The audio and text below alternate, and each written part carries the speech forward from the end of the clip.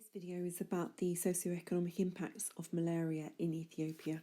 So it's no big surprise, but malaria causes both social and economic impacts. Starting with the economic impacts, research have established that in sub-Saharan Africa, an estimated $12 billion are lost each year in production. Not only that, but the GDP of the country is lowered due to malaria. And this is mainly due to the effect of people being not in work and not being productive and not contributing to the economy as a result of malarial attacks. It's also very costly for countries to invest in reduction programs and eradication programs at a time when often the disease burden is changing. So as I mentioned, LIDC, like Ethiopia, has 3.2 deaths per 100,000 individuals, relatively low death rate compared with, for example, Mali or the DRC. Countries which have high levels of instability, conflict, and low levels of investment in health in sub-Saharan Africa have higher death rates. It's fair to say, looking at this graph, that the socio-economic impacts on Ethiopia have been declining during the period of 1990 to 2015. You can see in the lifetime of the Millennium Development Goals from the year 2000 to 2015, we saw a dramatic drop in the number of deaths due to malaria. To understand malaria in Ethiopia, we need to consider that it's a very populous country. It has 103 million people, and of those, 72% are working in agriculture. The main agricultural area is concentrated in the west of the country, in the western lowlands, and in those regions it's that area which has the highest incidence of malaria, partly because that's where there's plenty of rainfall and it's the seasonal monsoon rainfall.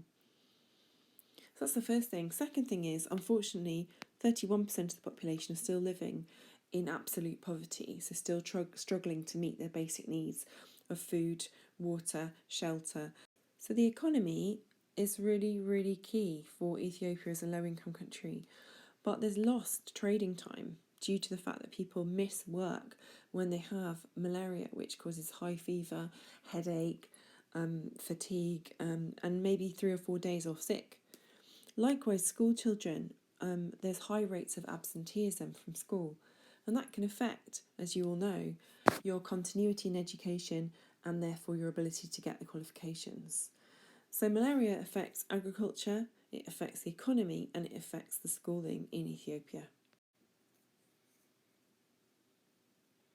So if you're running a business, for example, if you have higher absence rates within your employees, that's going to lead to a lower work output, and that will slow work output not just for your company but then for the whole region and then therefore the whole economy. And that's why it could be that as much as 1.5% of the GDP is wiped off Ethiopia's GDP each year due to malaria.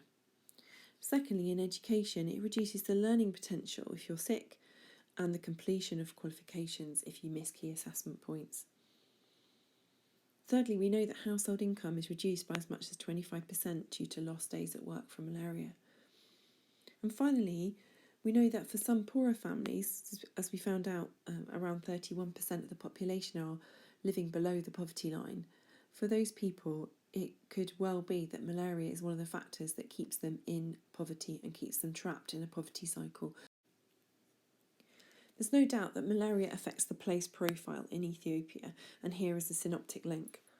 So the economic or the political backdrop of the country is that 40% of the budget is going on malarial programs, monitoring, reduction and elimination programs. Secondly, in the western area, which is where most of the agriculture takes place, growing wheat and sorghum, which is key both for the domestic market and also for export, we know that it's there that the malaria is most prevalent, has the highest incidence.